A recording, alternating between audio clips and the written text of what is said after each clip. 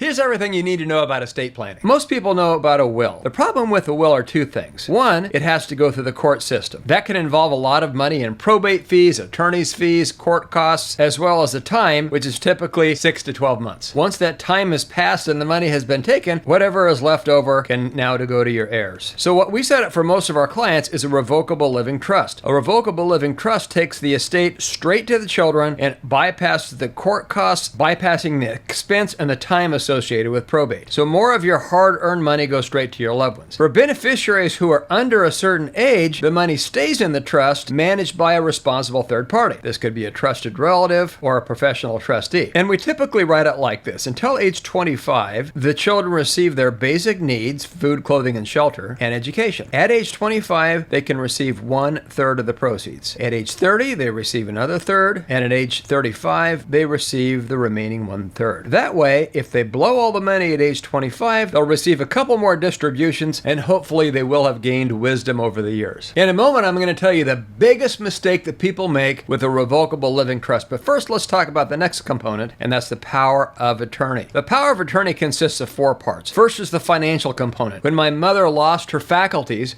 we were able to get into her checking account and pay her bills for her. So the financial power of attorney. Next is the medical power of attorney, where we could direct her medical care. Next is the HIPAA power of attorney, where the medical professionals could provide us with her private medical information, helping us make better decisions for her. Finally is a living will. If somebody is in a permanent vegetative state and they would never be able to come out of that state, most people would want to be taken off life support. As promised, here's the biggest mistake most people make. A revocable living trust will be no good unless it is funded. Assets are only controlled by the revocable living trust if they have been titled to the trust. So what we do is we draw up a deed so you can put your home into the trust, your personal property, such as art, automobiles, furniture, that gets listed on a schedule that's attached to the trust. You bring your living trust down to the bank and have your accounts put in the name of the trust, or sign a transfer on death document that makes your living trust own your bank account once you pass away. If you have rental property, we put those in LLCs. We don't like to put them directly into the trust. Instead, we like to add a clause to the LLC operating agreement that says upon your passing, the sole member of your LLC becomes the trust. And that's everything you need to know about estate planning. Follow for more tips so we can see each other again. This is The Business Guy.